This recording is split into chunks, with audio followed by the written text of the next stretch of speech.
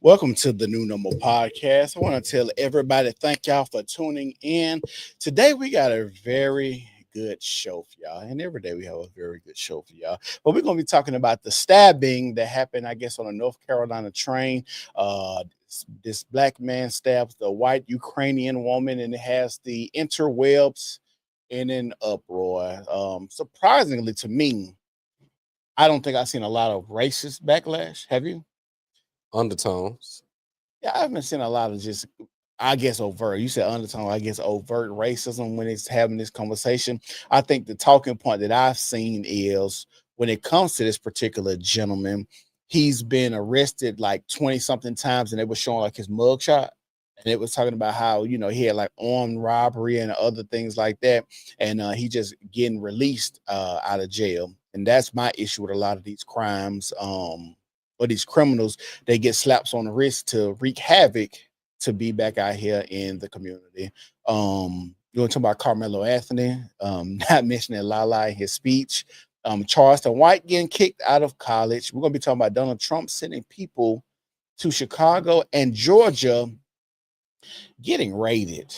Their Hyundai plant got raided and they found 450 illegals, which is crazy as fuck. So how you feeling today?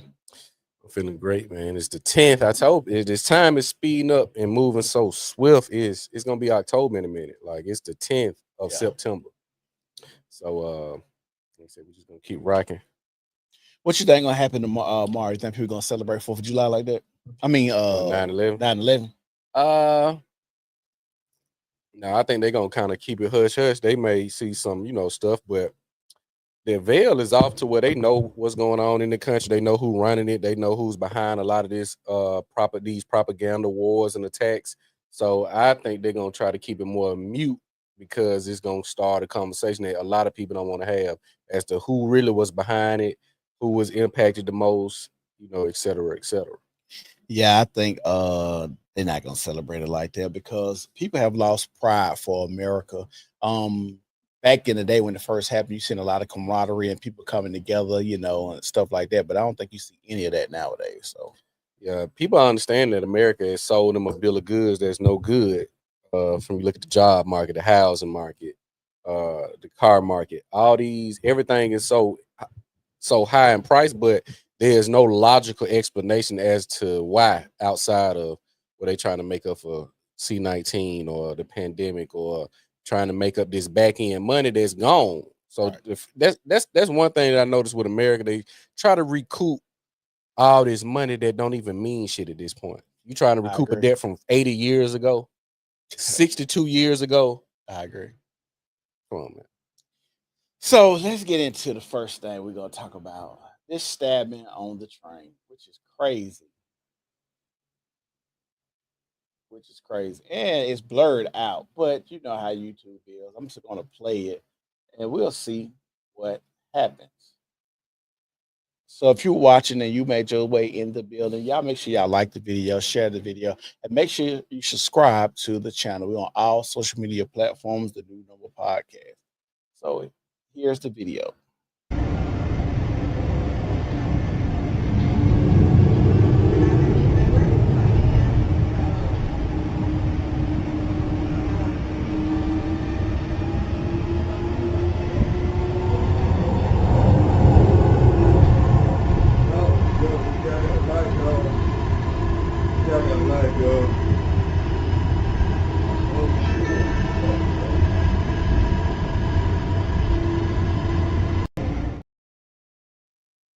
You can play it again or you seen it? That's all.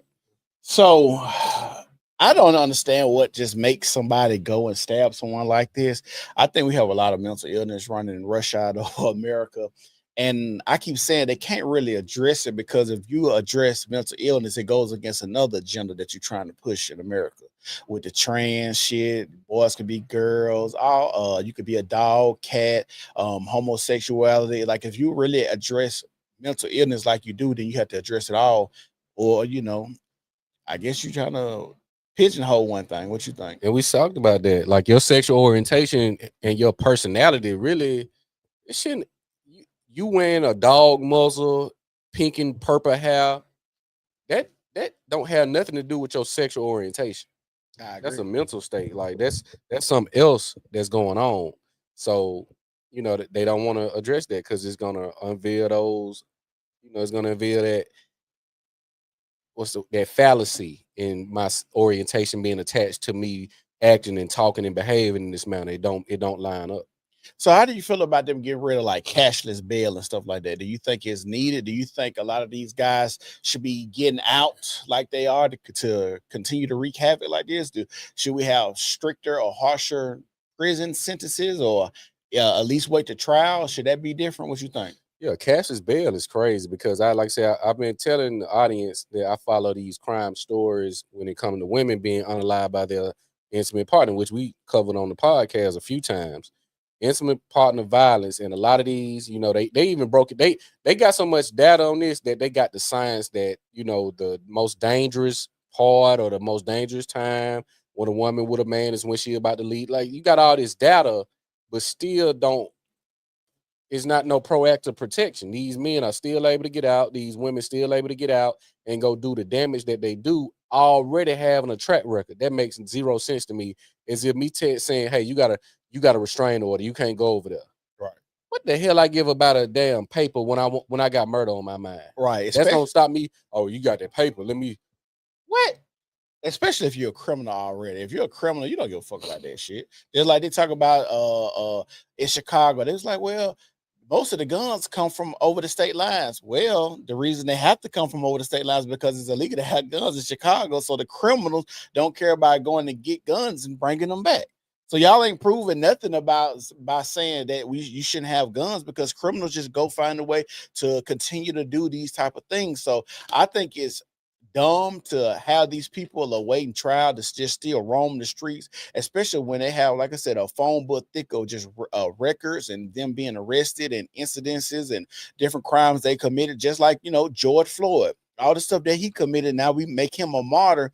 I grew up with a saying my grandma used to always say, trouble just seemed to find people. Mhm.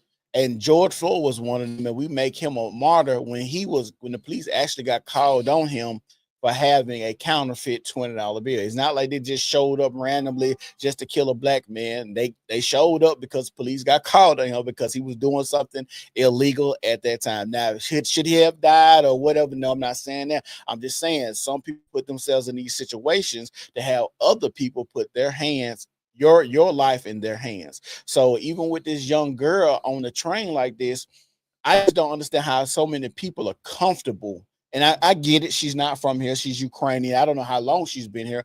But even when you look at like New York, Daniel Penny choking out a white man, choking out a black man. I don't care about the race so much, but it's always an incident happening. On these trains, I just watched a lady that had to kick another woman out of her Uber because she was trying to eat in the car. Did you see that?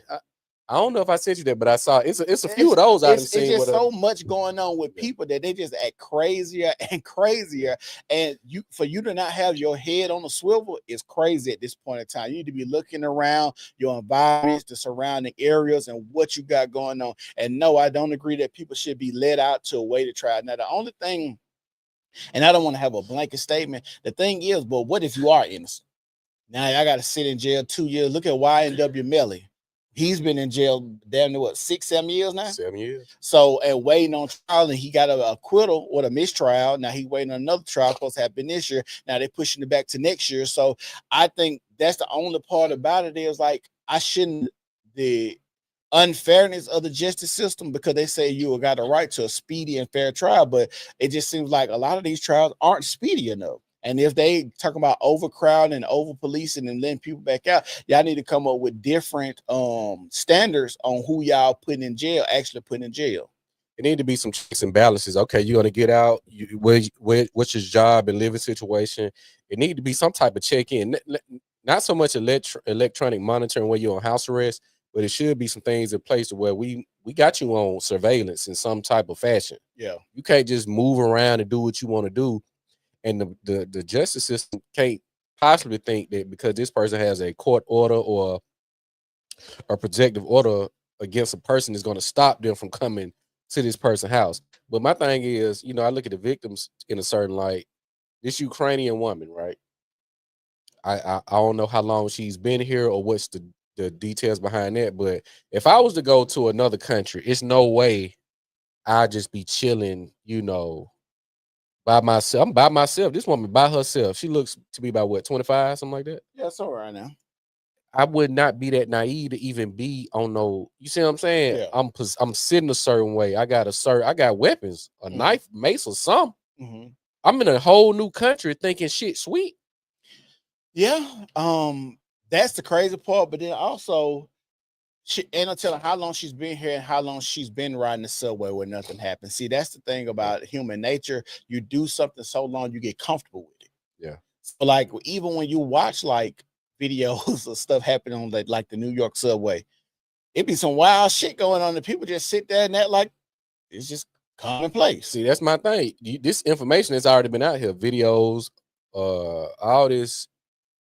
You see this, and she ain't been over here 10 years. Yeah. So you're coming to a new country. You need to be very well. Not you need to be knowledgeable about what's going on, the trends, the type of people, where and when things particularly happen. This needs to be in your. You need to know this. Yeah. You are not from here. You're in a foreign place. You need to be 10 toes everywhere you go. And to see her reaction and how she like crouched down and she was just in shock.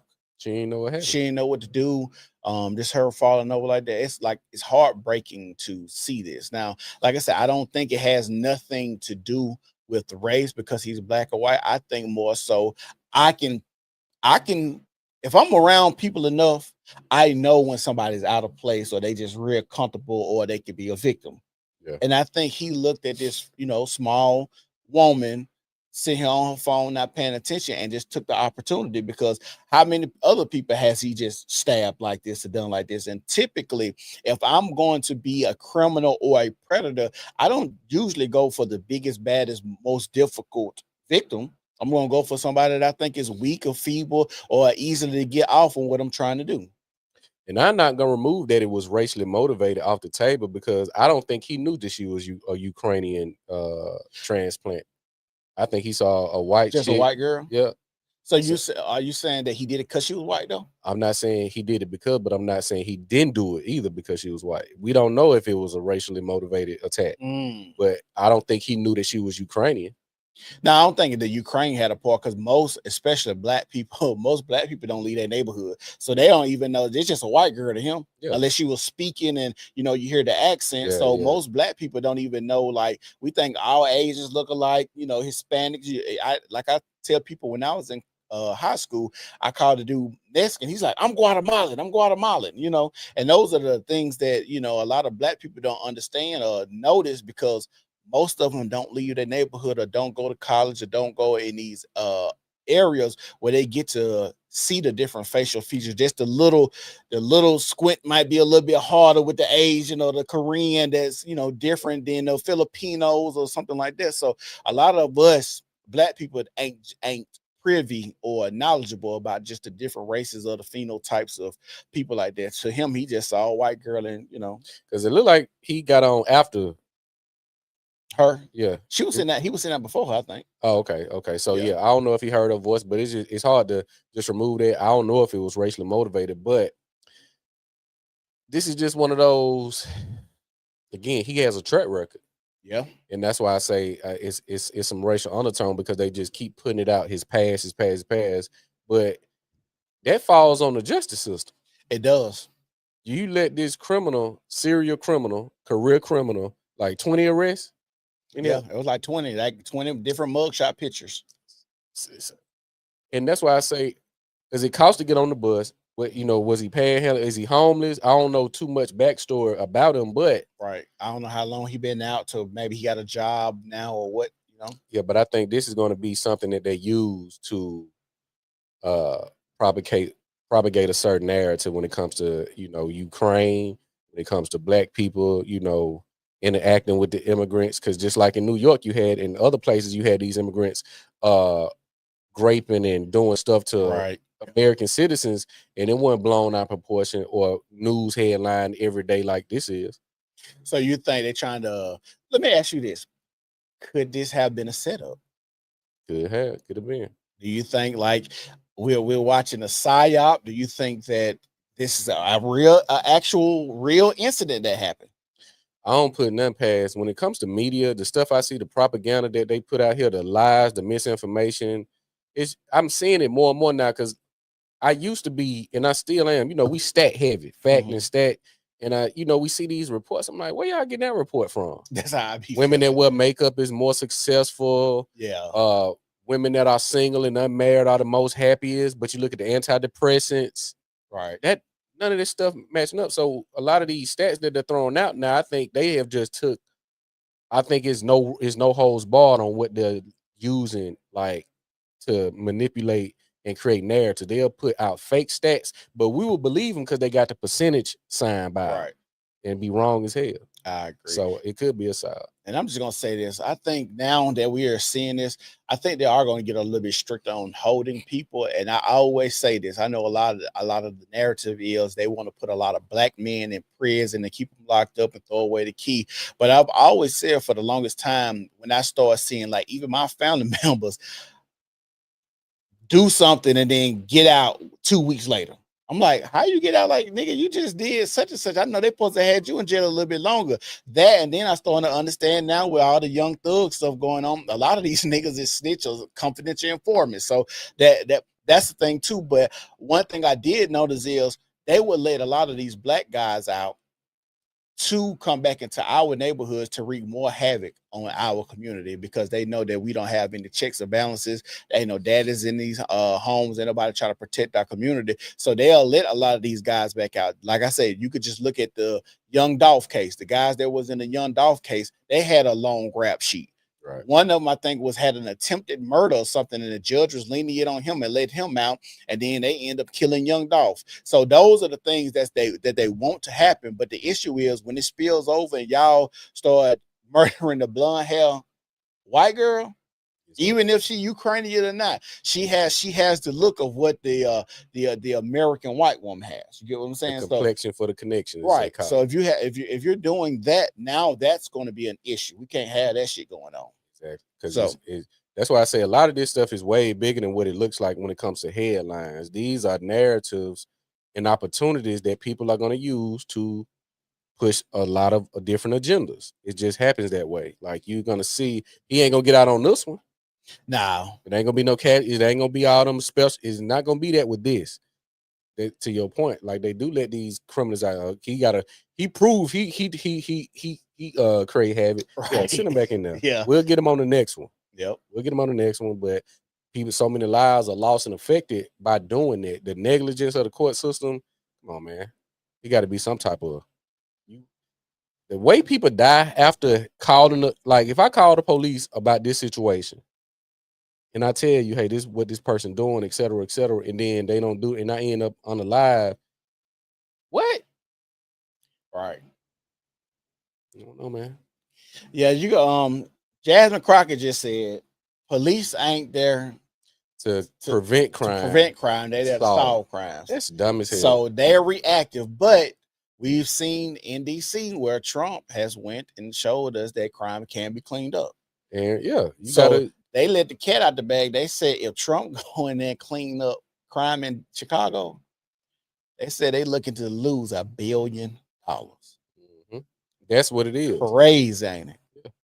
And this is what I say, like Trump is not your traditional president, and he don't fit the status quo, I think, because even using the military to quote unquote clean up crime, I think that's something new that I don't think other presidents would care about because America runs off crime. Yep. America runs off crime, so they have to have that to make the wheels turn, to grease people palms, to people get in bed with these politicians, to keep the prison industrial complex going. Like all of these things work in tandem. Police force, buying vehicles, ring cameras, security systems, all of those things work in tandem, go hand in hand with each other. So if you're starting to clean up crime, all of these things are not needed as much, and some people are going to lose out on money. I got a theory, and I just noticed this. When you have like certain systems and resources in place, they knew that before they created the resources about what they was creating a problem. so the resource can fix it. Because you'll Right. say, well, why they don't have this? Well, they don't want that. You got a prison system, you got a court system, you got the lawyers. How you go over here when you do this? How you go over here? How you knew that needed to be there? Right. What was the vision? Say, you know what? Let's put a juvenile detention system, right? You know, just put it right there. You know, let's put Planned Parenthood right here. Yeah. Just think, how did you know to put that right there? So you're saying these are already playing things? Yeah. How did I know to put this and structure it in this fashion the way it runs so smooth? So then that's the conversation which came first, the chicken and the egg. And the reason I say that is, you don't think that crime was there first and then say, hey, we're gonna do this. You're thinking that, hey, we're gonna do this and then create crime? Yeah. I ain't gonna say to a T, but it has to be something to where I got these systems and resources. But where I say, well, it would make sense if we had this, this, and this, but we ain't got that. Yeah. But we got that. Yeah, I think partially that can be true. Because I just think about like the pharmaceutical industry. They create the cure and they create the virus or whatnot. So they play both sides, and they're not in the business of curing you. They don't want to just, you know, medicate the problem. And you charging people astronomical amounts for this medication. Right. So if they don't get it, they die. Right. So why are you charging me? You can't explain why this medication go from $76 to $430. You can't explain this to me. Right. I think the dude, what's his name? Kesha, the dude with the HIV pill or whatever. I think at the height, they broke it down. It was $726 a pill. Damn. With medication before it's now, you know, you got prepping up. I think this with the height when they was profiting big profits off it. I think they broke it down to a bar. It was $726 a pill. That shit crazy. Make that make sense? That don't make sense at all. Don't make sense at all. So if y'all watching the video, y'all make sure y'all like the video. Make sure y'all subscribing to the channel. And make sure y'all share the video. So the next thing we're going to get into is Trump in DC. The reason we're going to talk, Trump in Chicago. Now, Trump talking about, I think he has sent the National Guard to Chicago.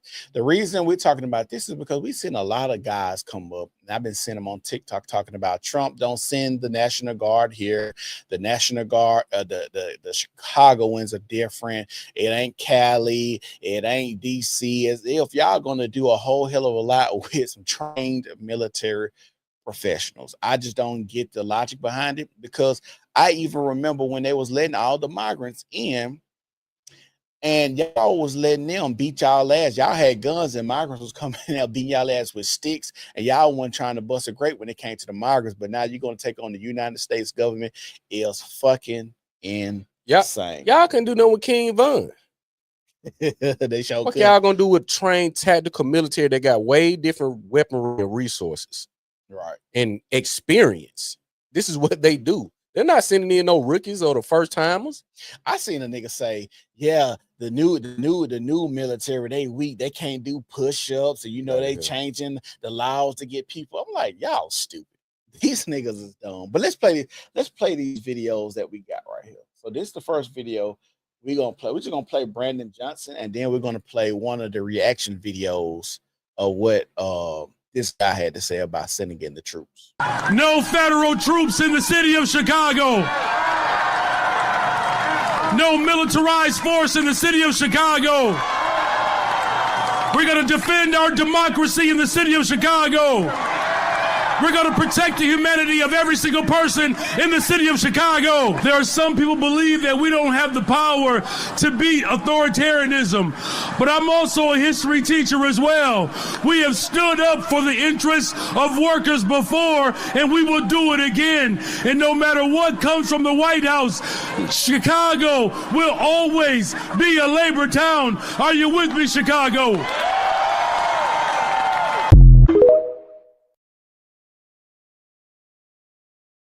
To play a response video of what one of the Chicagoans had to say. Not send the National Guard to Chicago, gang. Do not, I repeat, do not do it. We are a different fucking breed out here, nigga. We are not Los Angeles, nigga. We are not. Chicago gangs are now openly warning Trump, saying if he dares to send the National Guard, they will overpower them. One gang member said, "We are a different F. King breed out here." This comes after Trump vowed to deploy troops to Chicago, calling the city a hellhole and blaming Democrats for out-of-control crime.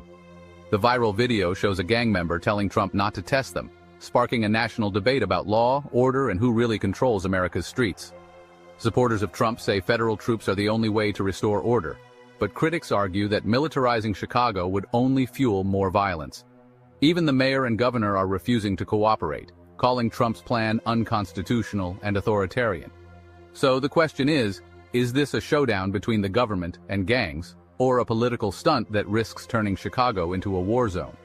Do you believe the gangs could actually overpower the National Guard, or is this just dangerous talk?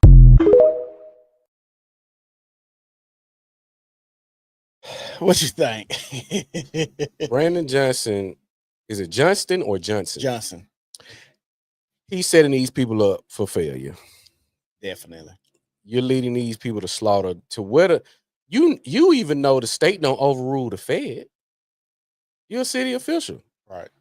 Like you're a government official, don't know state. So because I don't think they spent what 400 million or was it more? On what?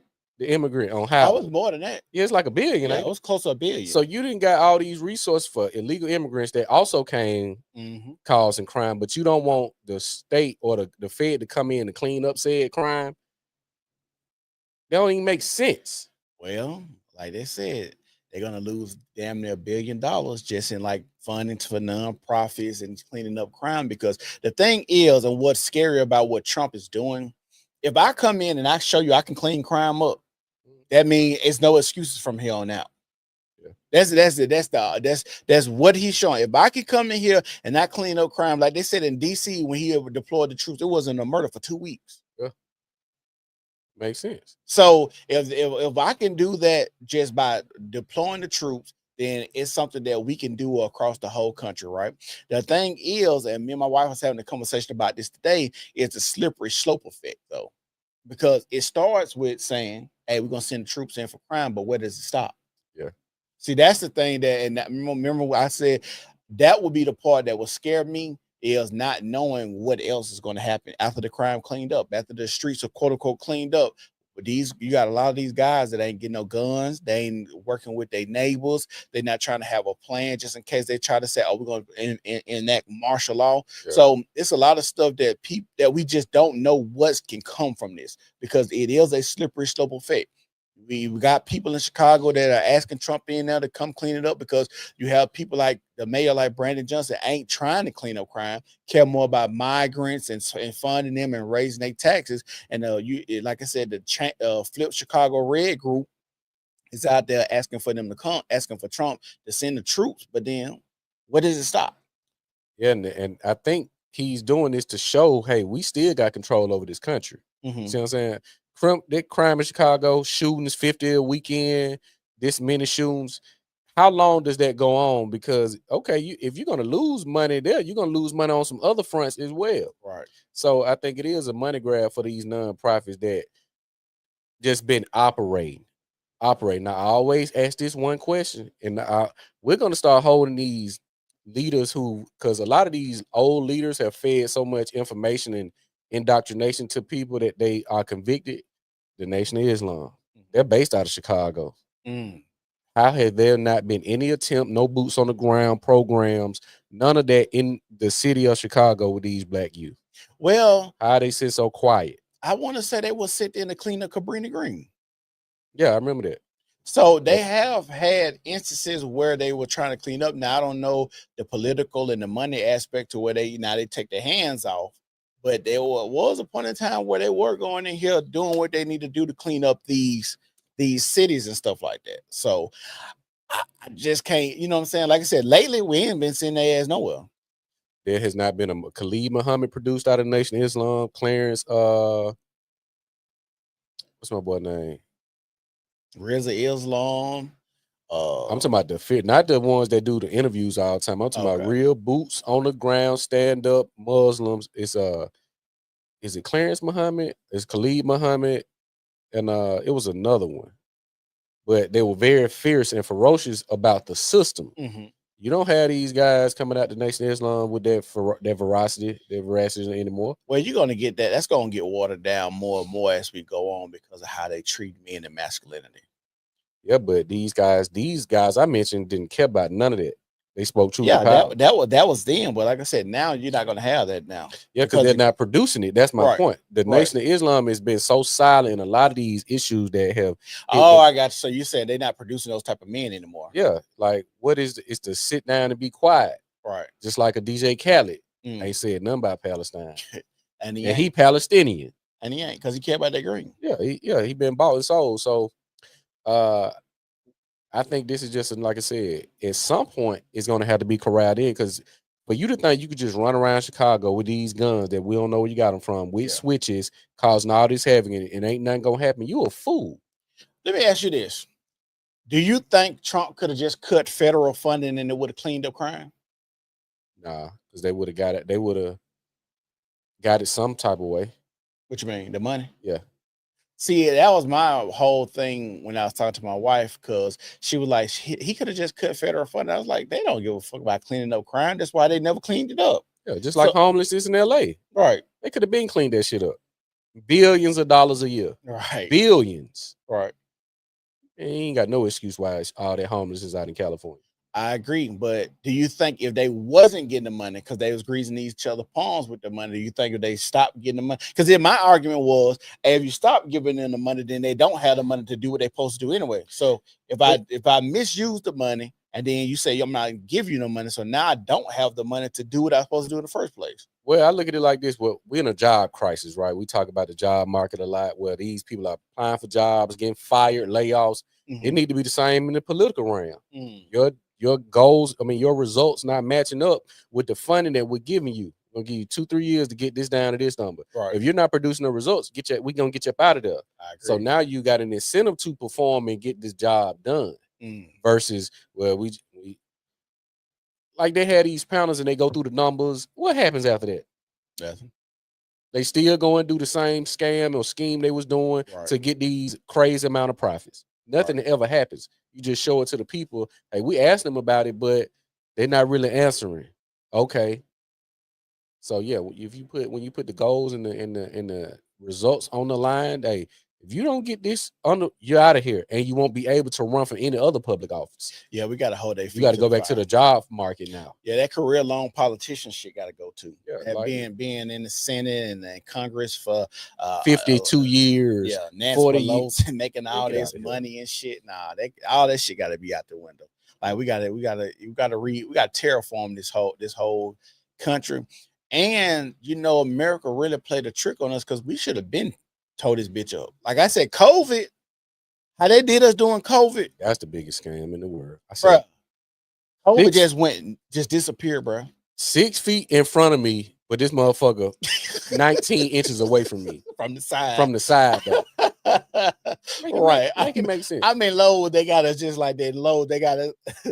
You got to be 6 feet behind the person, but this nigga right here, next line over there, next to me. It's 100,000 products at minimum in a Walmart. Yeah. 100,000. Yeah. How many people touched this before I did? Right. You sanitizing every 5 minutes? No. Hell no. Come on. How many people that came in and out, touch this, put it in their bucket, put it back, open this you see what I'm saying? Right. So yeah, they've been playing with us. And I think we're just too stupid and we're too calcified we're calcified in the routines that we won't question it. Yeah. Hey, y'all, they coming in taking babies and they say they're gonna take 90% of your check. It's crazy.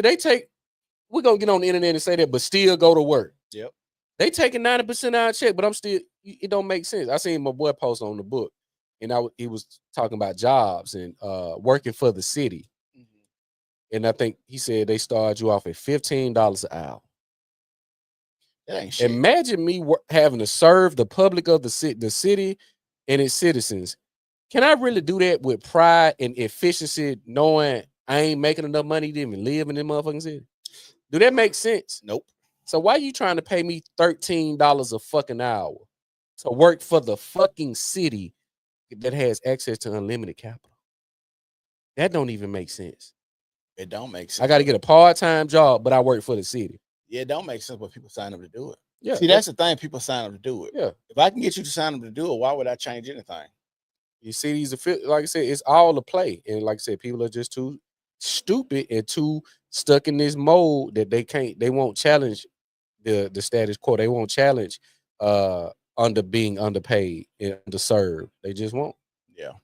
And if y'all watching the video, y'all make sure y'all like the video. Make sure y'all subscribe to the channel, and make sure y'all share the video today. Y'all make sure y'all tell everybody about the New Normal podcast. We give y'all great content like this all the time. So the next thing we want to get into, I want to talk about the ICE raids. The reason we're talking about the ICE raids is because they said they raided a Hyundai plant in Georgia and found 450 illegals. Now you might think these are Hispanic, but I guess they're supposed to be like Korean illegals or something like that. I think it was a mix of both, because I saw another video where a woman said she hid out in the plant for 6.5 hours and orchestrated with another guy when the coast was clear. They had choppers and all of this around this place. She said she hid, and she on camera. Yeah. She hid in some little spot for 6.5 hours and was able to get away. That's crazy, because I think so with the videos that we're gonna play a CNN report, and we're gonna play the woman who called about the illegals, but she said she called about the subcontractors, not the actual people working there, the American companies that was hiring illegals. So it might have been a mixture of the Hispanic and the Korean. So the first video we're gonna play is the CNN report, and then we'll get into the lady talking about them doxing her and stuff like that. With more than 450 people apprehended, this marks what appears to be one of the largest ICE raids at a single site in the 22-year history of this agency. Now, here's what we know. This happened at the Hyundai Meta plant site. This is in Ella Belle, Georgia. This is just 25 miles or so west of Savannah. And according to the Associated Press, this raid stopped construction of this factory that's being built to produce batteries for electric vehicles. On site was ICE, Georgia State Patrol, FBI, DEA, ATF. They were executing a search warrant that DHS says is part of an ongoing criminal investigation into this, quote, allegations of unlawful employment practices and other serious federal crimes. They're saying that this sends a clear and unequivocal message, too, that they're taking this very serious. You know, the lady that said she called ICE on the people there. First of all, for y'all to call me fat, harass my kids, dox my daughter, put my 19-year-old daughter's workplace and phone number on the internet, well, you're low-life scum. And second of all, you call me all these names, and then when I respond, you're like, ma'am, I can't believe you're talking that way when you're running for Congress. Well, guess what? Welcome to the day where politicians stand up to trash. Okay, as far as the Koreans that were apprehended on the plant, I had nothing to do with that. I didn't know anything about it, and now I'm hearing that they either overstayed their visas or they didn't have proper visas. They're going to get flown home on a cushy charter plane, and their country will work with President Trump's administration to figure out how to rectify that. The situations that I knew about after the unions got pushed out were that there were subcontractors, American subcontractors, hiring illegal labor, putting them to work for like $7.50 an hour, 7 days a week, taking money out of their pay, saying they had to pay that or they couldn't stay here, and all kinds of other evidence that people put forth. So we don't like slave labor around here. And if you think it's going to affect my election, well, I'm in a hard R district with only one Democrat county, and I'm pretty sure everybody that will vote for me voted for this. We don't want illegal slave labor taking over American jobs, and we don't want people being treated inhumanely. I'm sorry that y'all Democrats love your slave labor and you're complaining about your housekeeper being deported, but you know what? These are human beings. And yes, if you're going to call me names, I'm going to clap back. Get over it.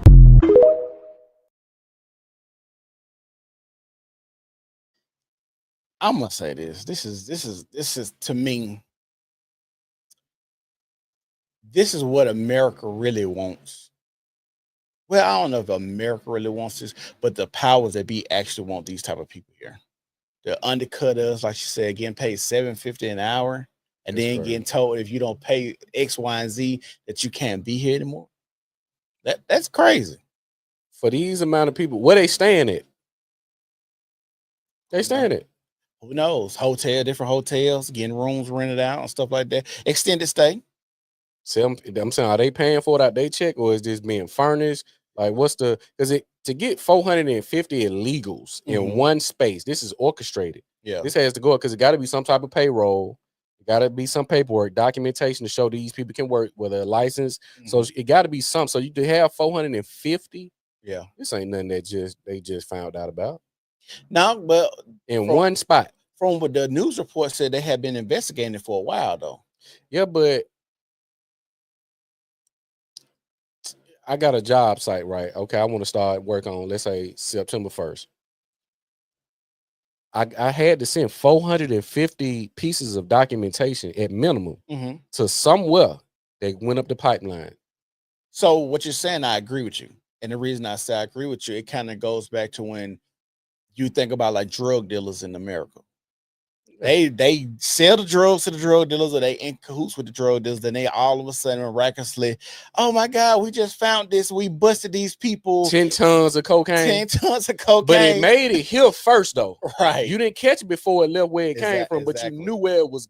You didn't know where it came from, but you knew where it was going. Right. But y'all was all in, but we know y'all was all in the bed together. Y'all was okay with bringing it here, letting it do what it do, making a little money, circulate a little bit. Now you're gonna bust the drug dealer. Same thing with this. Y'all do these Koreans. You don't get this many illegal Koreans and Hispanics just come and work in one location, and you just all of a sudden find out about it because a lady called about it. Nah, that don't make sense. That don't make sense, y'all. All of this, like I said, it's a play, it's a game. They running on Americans. And I heard a lot of people say, well, they kept saying that this plant was supposed to be jobs for American workers. Come on now. First of all, it's in the South. They don't really want a lot of people that's in the South working, because most people in the South is fat, overweight, not really giving a fuck about, working in jobs like that. A lot of these places are all poor. So when you talk about something that's supposed to be supposedly high tech like this Hyundai plant is, you're not going to have the right amount of, or the right education level to even be there. That's why I think a lot of these, like the subcontractors, were the people that were building it, but I think the people that was actually working in there building the batteries are people of higher education. I don't think. And they say they were teaching, not to cut you off. They say they were showing them like advanced skill, or skills or whatever to create and work. And I think that probably raised up. You finna show these motherfuckers some shit. Yeah. And get out of here. Because once the Koreans, once they done, then what? Catch up. Yeah. So you showing these people this high tech. I don't think they was finna go nowhere though. I think they was gonna try to work long as they could and stay here long as they could. And then you got to think about it. It's crazy that we just allowed these men and just this different people to come in. Even China buying all the farmland up. Yeah, that is crazy. You could in China, if America wanted to, no American can go to China and get on anything governmental over there. That's been a conversation I've been seeing in the circulation a lot. Ball Alert got a podcast and it was pretty good. And they was talking about all the Mediterranean, like motherfucker going to Pasha and all these other spots. Say you can't go over there and create no soul food in Turkey or over here, but you couldn't do that over there. Right. So how can y'all just come over because it's money? Yep. You see what I'm saying? Like America's been sold to the highest bidder, and when you see this, you just got to understand, like, it's not about the best interest of the American people. It's not about giving jobs. They already told y'all 30% of the workforce is going to be taken away in 5 years from AI. I keep saying this, and I don't think people just really realize, nigga, they got AI pallet jacks. They don't even want you to come in and move boxes and put them on the shelves and shit like that. They have AI pallet jacks. They literally have drones now in Las Vegas dropping packages off from Walmart in Las Vegas. I think people think that the channels of currency that have been just here present are gonna still be needed for the economy to run. That's we don't need that big, because we're gonna funnel this over to this to create, because this was making one it's gonna make 2 billion now. It was making 1 billion. Yeah. So we're gonna cut this off to make 2 billion here. So a lot of these industries ain't gonna be necessary. Yeah, because you could just think about like how much money they'll cut by just cutting employees where they don't even need to sell as much as they used to. So if I just cut my workforce by 50%, I ain't got to sell as much, because now I ain't paying for insurance and all this other stuff, paid time off, pregnancy leave, what is it called, maternal leave and shit like that. So me cutting the workforce actually benefit me. And like I said, the production can go down, but I can still make the money and probably make more money with less production and less people, less lawsuits. It's so much more that goes into dealing with the human capital that you when you cut it out, you don't have to deal with it anymore. Yeah. I'm spending 6-7 billion on paying revenue employee salaries, Right. but I'm profiting 30. So you know what? I'm gonna spend 2 billion and I'm gonna profit 26. Yeah. That's still a win. That is a win. So that's how they looking at it. Yeah.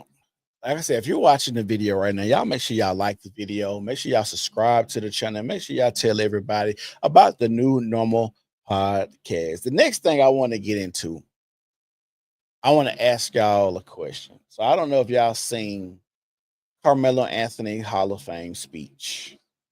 And the reason we're talking about this because it's always a talking point about some insecure bitches they gotta feel away. It's about them not being included, right? And the reason we're talking about this is because Carmelo had a Hall of Fame speech where he did not mention his ex-wife, Lala Anthony. I gotta ask you, do you think he was supposed to mention his ex-wife? Did he have to? Is he wrong for not mentioning her? No. Because you're still riding my wave. You left me, okay, I had the baby or whatever, Chi. But I was already mellow. Right.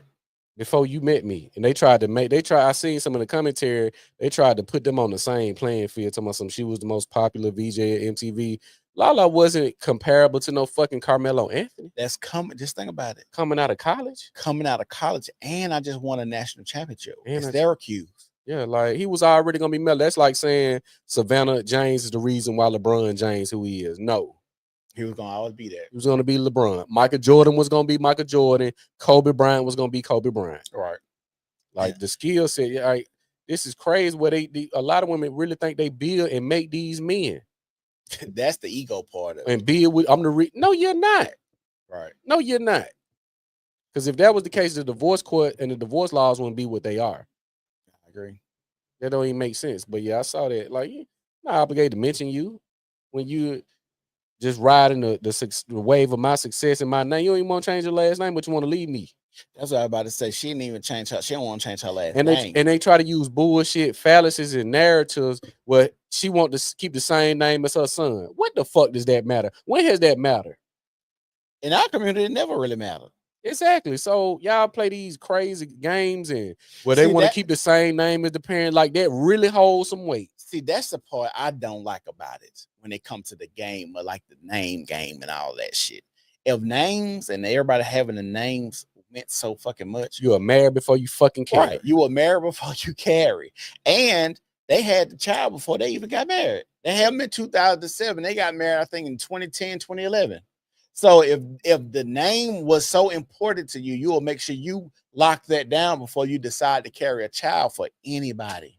Yeah. But now all of a sudden, see, this the thing is 1 minute marriage is important, 1 minute marriage ain't. 1 minute is I'm gonna take my husband's last name, and 1 minute I'm not gonna take his last name, or I'm hyphenate it. Like we never know if y'all coming and going when y'all have these talking points because y'all always try to find a narrative that fits different situations in that moment, instead of being consistent about everything across the board. And that's why people don't respect a lot of stuff that women say, because we know that women are fickle in a mindset and the shit that they say. It's never consistent. Just like it's never consistent. We don't get dressed and do this for you. But you'll see the women saying, well, the man need to send her money to pay for her nails and do this and do that. Well, if you don't do it for me, why the fuck I gotta pay for it? Right. You need this. It's crazy. I didn't almost die on this table for a man. I ain't almost get my ass cheeks chopped off for no man. Who you did it for then? Right. Stupid, man. It's crazy to see these narratives, but it just shows the state of the matriarchy in compared to the patriarchy. You're gonna have these conversations after conversations, and it's just gonna fall on deaf ears because you're seeing now what a men at. You're asking these dumbass questions. Right. If you gotta ask what a men at, you fucked up. If you got to get on the internet talking about where are the good men and where this at, and I went to a singles event, you are cooked. It's a wrap. I agree. like I said, I just want to say this again. When it comes to like the Hall of Fame speech, and I get it, and I kind of can understand maybe why you would say that, because typically Hall of Fame speeches is going through where you got like 20 minutes to thank everybody, and they was they was talking about him saying, you know, thank you to the single mothers that raised children and whoop, whoop, the whoop and all of that. They were saying it maybe in that particular instances where he was going through all the women in his life and stuff like that, that she would get a mention. You got to understand those. Lala does not make a Carmelo Anthony basketball player. She not in that in the gym telling that nigga the drills to run. She ain't throwing no basketballs at him and telling them, you know, how to shoot a jump hook, how to drive to the lane, how to make more efficient layups, what shot, what field goal, what place on the court where you need to have the best field goal percentage. Like, she ain't doing none of this shit. This is something that this dude has been working on since he was a kid. And when she got with him, he was already Carmelo Anthony. Already. That's why I say it's a lot of propaganda behind every great man is a great woman. That's true, but they're not the reason for him being great. Right. They may be an incentive because they want a family, but Michael Jordan, Barack Obama's, they was already gonna be who they was gonna be. LeBron's, all these great men. No. Yeah, now if y'all came up and y'all built together, that's one thing. But y'all are mean at the finish line and then want credit for mean at the finish line. And then y'all think just because you go home and you take care of kids, that's fine and dandy, that's cool. But at the end of the day, I can have kids with anybody. If that's the case, if you look at single motherhood when it comes to sons, they're usually marginalized and they suffer a lot more just being with them. Why they not be if they make these men so great, why are they not making their sons that great? True. Why is it usually the father that makes them great? I agree.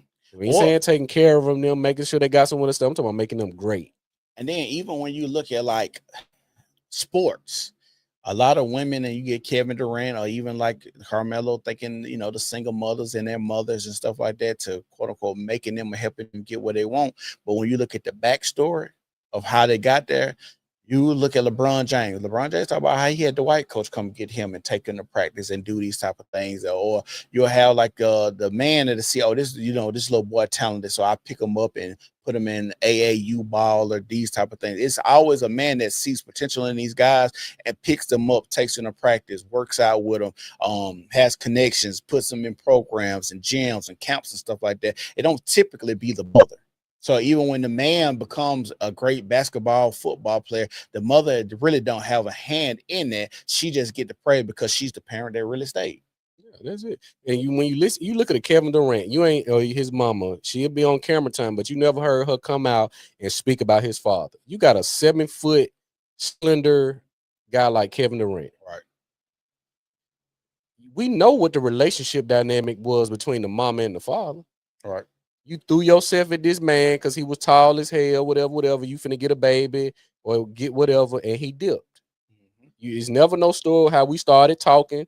You ever heard that from Kevin Durant, mom? No, nothing. Or LeBron James, mama, any of them. So, but you look at this like who? We got to see who this daddy is. Right.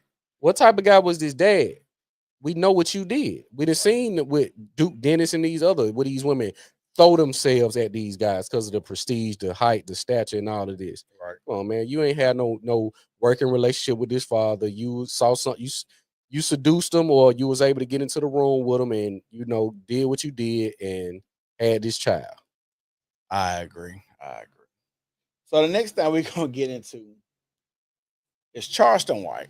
Charleston White got kicked out of a college he was paid to give a speech to. Before we play this video, y'all make sure y'all like the video. Make sure y'all subscribe to the channel and make sure y'all share this video with everybody. Your auntie, your granny, your baby mama side nigga, your carpet muncher, and just share it with anybody that you know would like this type of content. We will greatly appreciate it. But let's get into the video. With each other. Why? Because all they're going to do is argue and squabble. When they get through arguing, squabbling, and debate, they ain't going to build nothing. They're not going to produce nothing. They're not going to manufacture nothing. They're not going to create nothing. So why you talk to black people?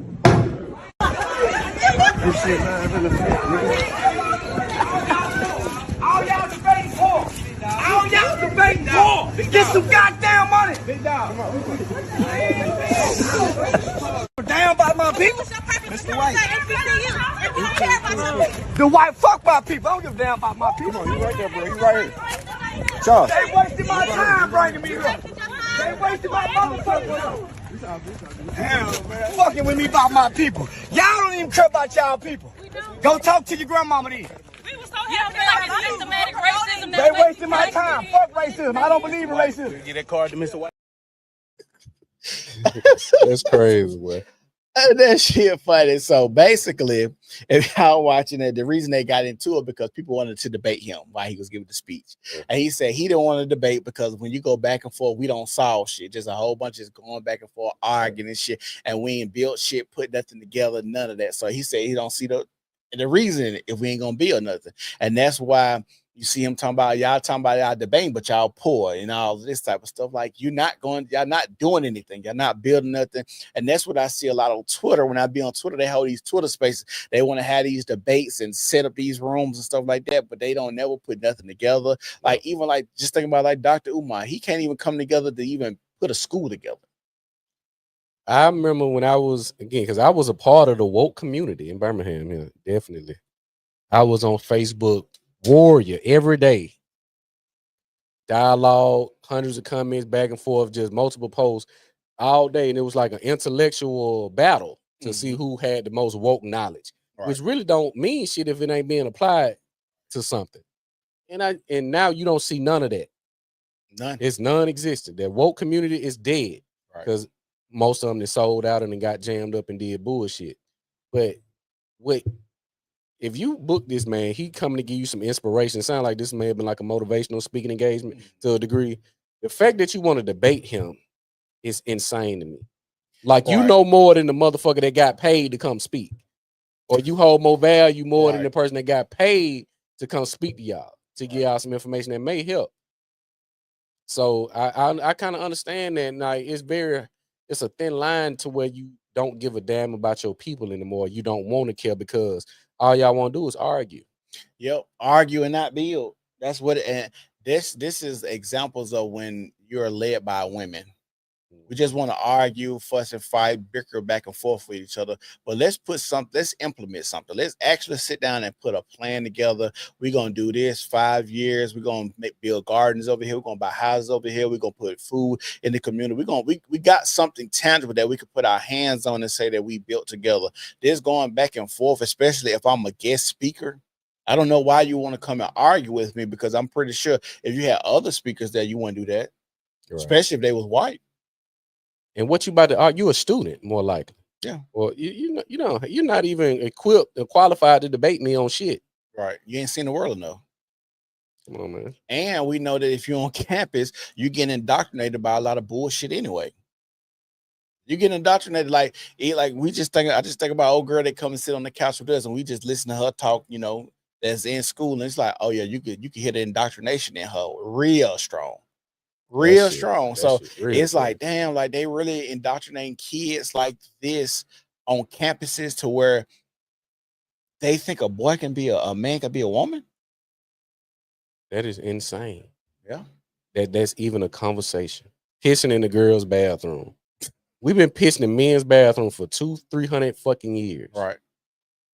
Why all of a sudden Barack Obama wants you to piss in the girl bathroom? Why? You can't make this make sense. It don't make sense. And what happens is I notice when people that follow these false prophets, mostly women, black men or whoever, when they get called out for being a false prophet, like your Derrick Jacksons, Barack Obamas, is silence. Yeah. There's no follow-up. When they come out, Meg Thee Stallion was lying. They don't want to talk no more. Yeah. I ain't got to answer you. I still said what I said. Wrong is two left shoes. Right. For the sake of the ego. You know you did wrong.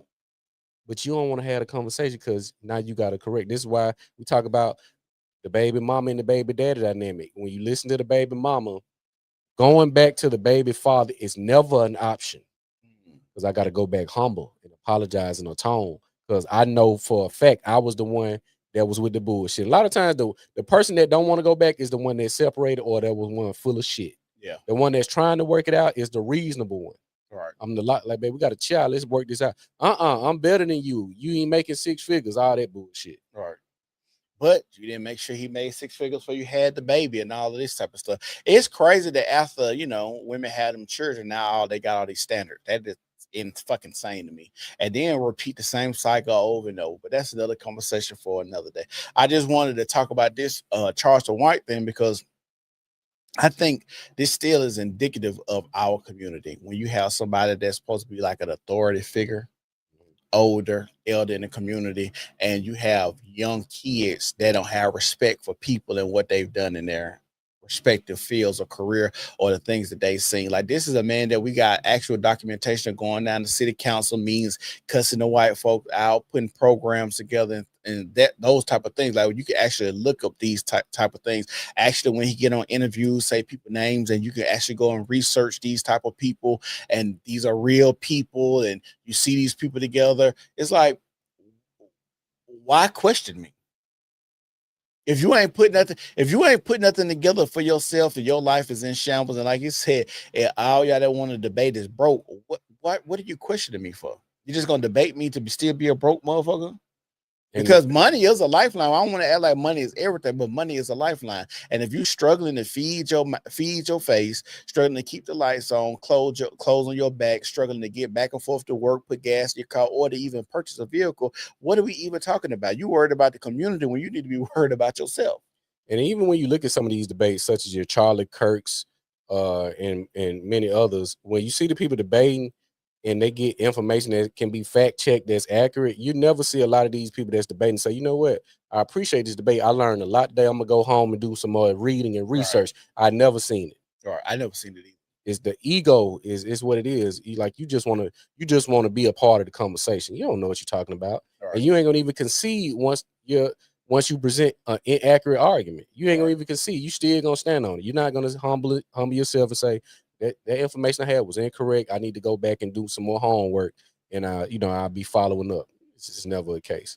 Yeah, especially when they've been proven to be wrong. They never just going back and try to clean up shit. So we just, like I said, we just in the egotistical time too. Everybody got to be right. Everybody feel like since they got a cell phone and they got a voice, or they think their opinion way more than other people's opinion.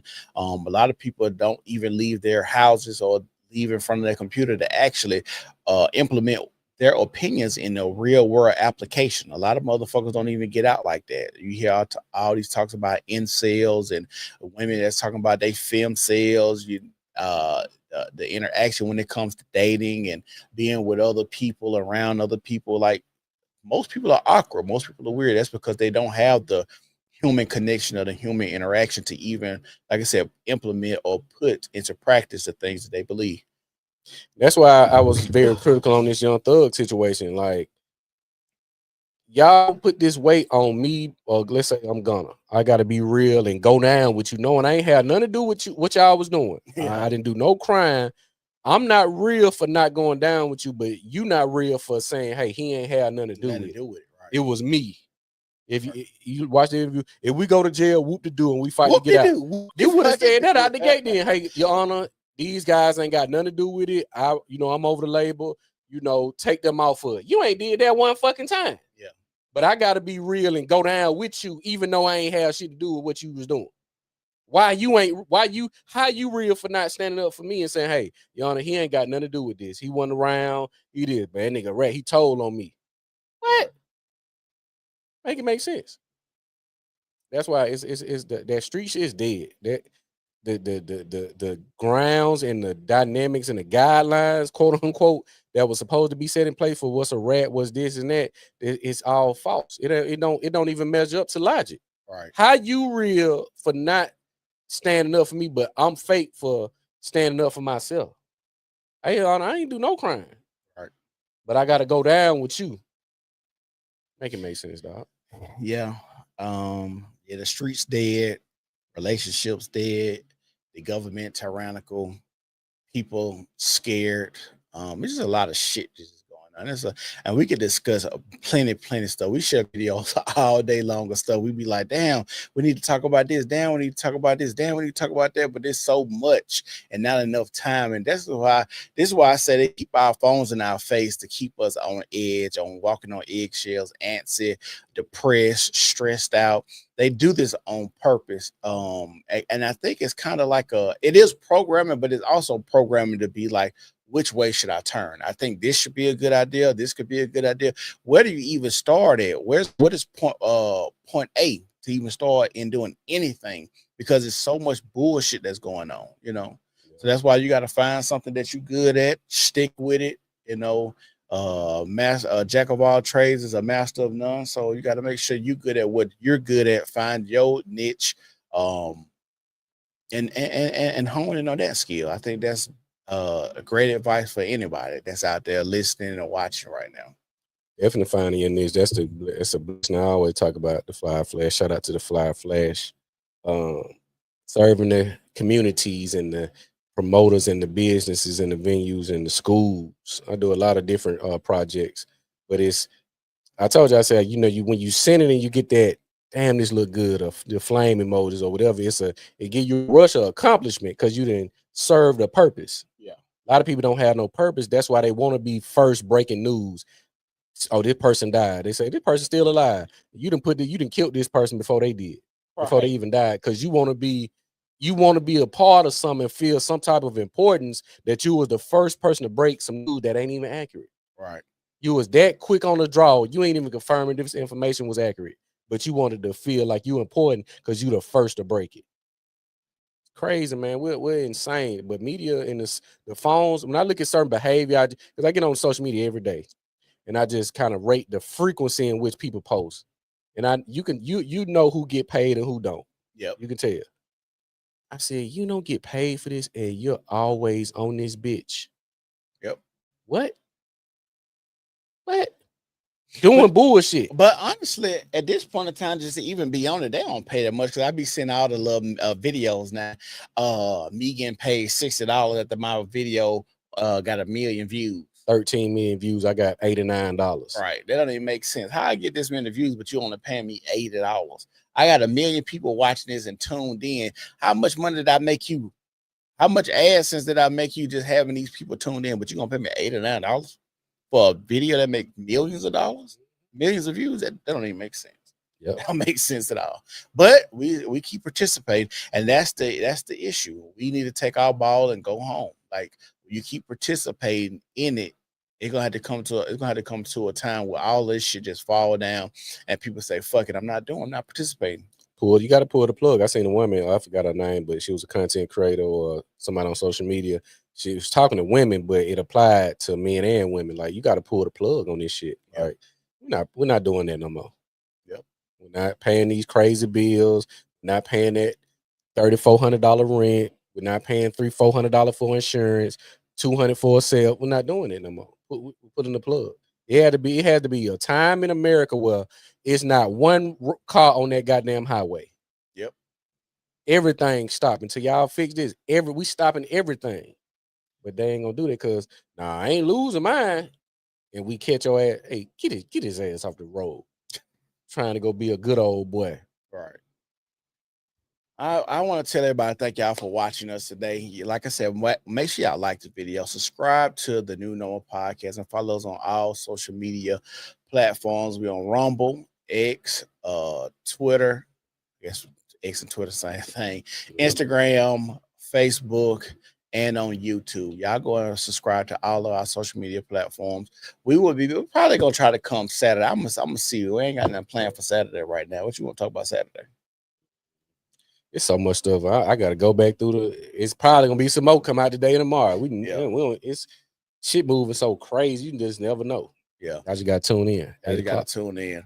But like I said, thank y'all for tuning in. It's the New Normal Podcast, and we gone. Peace.